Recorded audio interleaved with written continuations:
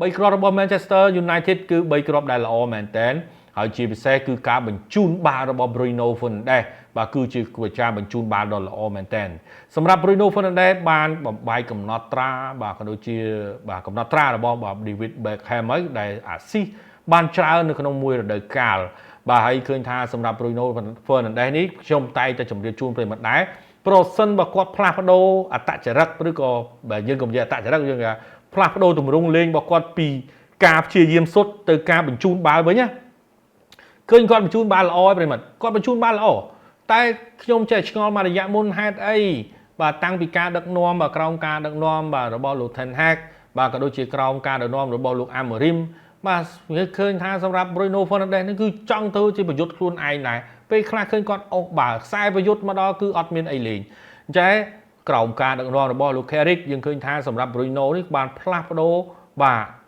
ភ្លាមតែម្ដងជាមួយនឹងការលេងរបស់គាត់ក្នុងការបញ្ជូនបាល់បានច្រើនមែនទែនបាទយើងឃើញថារៀងរាល់ការប្រកួតតែងតែមានអាស៊ីសបាទរបស់ Bruno Fernandes ហើយយើងឃើញហើយសម្រាប់គ្រាប់បាល់របស់ Cunha នេះគឺល្អមែនទែនមកគ្រាប់បាល់នេះអាចនិយាយបានថាអែមមែនទែនក្នុងការបញ្ជូនផ្ដាច់មួយនេះក៏កាន់តែល្អទៀតពី Bruno Fernandes សម្រាប់ Manchester United អាចនិយាយបានថាតំបន់ការពាររៀងស្ទើរបន្តិចនៅខណៈពេលដែលអត់មាន Martinez តែប្រសិនបើមាន Martinez គឺនាំទាមកាន់តែខ្លាំងជាងនឹងទៅទៀតហើយខ្ញុំសង្កេតឃើញថាប្រសិនបើក្នុងតំបន់ស្លាបការពារទាំងពីរបាទមិនស្ថិតនៅក្នុងទីលានទេបាទមានទាំង Dalot ហើយជាមួយនឹងលោកស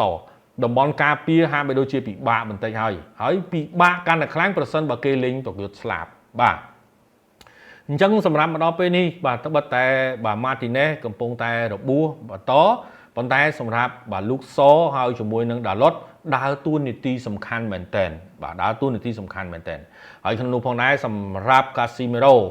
សម្រាប់កីឡាករមួយចំនួនណាបាទដូចជា Euro បាទដូចជា Cunha គឺកំពុងតែ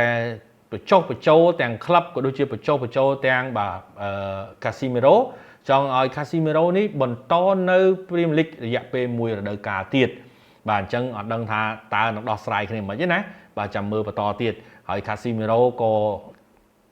ចិត្តចេញទៅហើយបាទជាបំផុតក្រោមការដឹកនាំរបស់ Carrick បាទយូរមកគ្រាប់របស់គាត់ដែរបាទរដូវកាលនេះដូចជា7គ្រាប់ហើយបាទសម្រាប់ Casemiro បាទហើយយើងក៏លេខទៅមើលកីឡាករក្មេងៗដូចជា Amad Diallo បាទ Kobbie Mainoo ក៏ធ្វើបានល្អទៅទៀតបាទអញ្ចឹងសម្រាប់ពេលនេះក្រោមការដឹកនាំរបស់ Carrick គឺធ្វើបានល្អមែនទែនបាទសម្រាប់ Manchester United យ៉ាងណាមិញក្នុងការទន្ទឹងរង់ចាំបាទសម្រាប់ fan នៅក្នុងការកាត់សក់នោះវារៀងលំបាកបន្តិចដែរដោយសារតែ Manchester United នឹងក៏ត្រូវជួបគូបដិបកខ្លាំងច្រើនគួរសម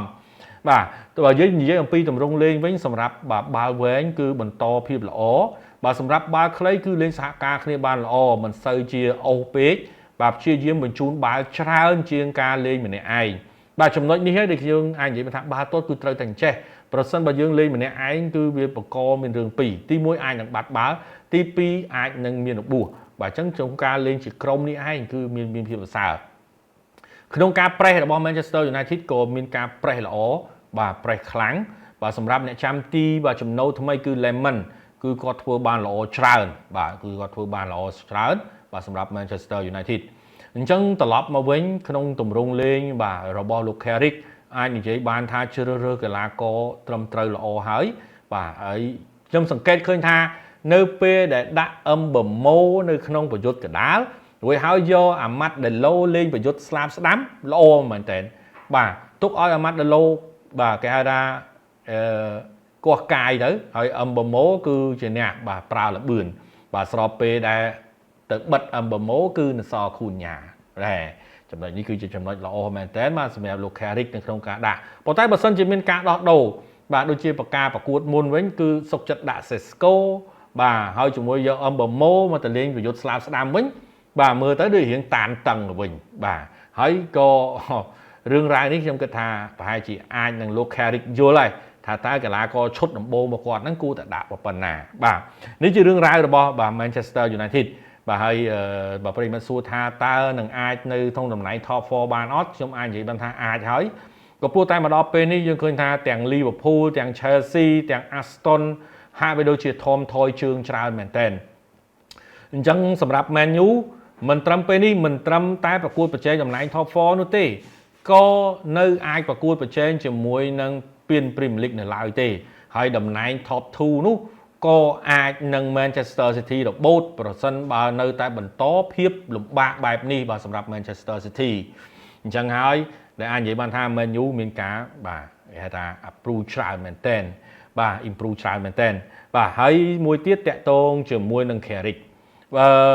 សម្រាប់បាទមានមួយចំនួនអតីតកីឡាកររបស់ Man U បាទដូចជា Roy Keane អីបាទដូចជាមិនសូវសប្បាយចិត្តទេបាទក៏ដូចជាក្នុងការសម្ភាសគឺអត់ចង់ឲ្យ Carrick នេះបាទខ្លាចទៅជា manager របស់ Manchester United ទេបាទមានរឿងអីបាទមើលទៅដូចជាតាមការលើកឡើងអីថាបាទនៅទេបាទ Carrick មិនទាន់ស័ក្តិសមជា manager របស់ Man U ទេបាទបើគាត់ manager មានបទពិសោធន៍ខ្ពស់មកដឹកនាំទៅមិនរួចផង Carrick ដឹកនាំបានប៉ុណ្ណឹងហើយអត់ទុកឱកាសឲ្យគាត់ទៀតដូចជាមិនសមទេអីប្រិមិត្តបាទដូចជាមិនសមទេបាទបើគាត់និយាយប៉ុណ្ណឹងមានន័យថាដូចជាមានអារម្មណ៍ថាចំណែនវាទៅជាចំណែនវិញណាបាទវាទៅជាចំណែនវិញអញ្ចឹងសម្រាប់រឿងនេះខ្ញុំគិតថាគួរតែផ្ដល់ឱកាសឲ្យទៅកាន់ Carrick បាទបើសិនជាក្នុងករណីរដូវកាលនេះល្អរដូវកាលក្រោយមានបញ្ហាដោះដូរទៀតទៅបាទឥឡូវវាបើសិនជាយើងនិយាយ Man U ដោះដូរចង់អស់លីងហើយបាទមានស្អីទៀត manager បច្ចុប្បន្នបាទនាំអ្នកនេះផងនាំអ្នកនោះផងមកចង់អស់លីងហើយបាទយើងឃើញហើយ Emery មកដឹកនាំ Sporting កំពុងតែល្អសុកនាំមកទៅបាទលោក Ten Hag ដឹកនាំអាសាក់នោះសុកនាំមកដឹកនាំទៅទេបាទអញ្ចឹងសម្រាប់ការដឹកនាំដ៏ថិតថេរបានថិតថេរប៉ុណ្ណេះគួរតែទុកពេលវេលាឲ្យ Carrick ហើយបាទដល់ពេលគុកវេលាឲ្យគាត់ហើយ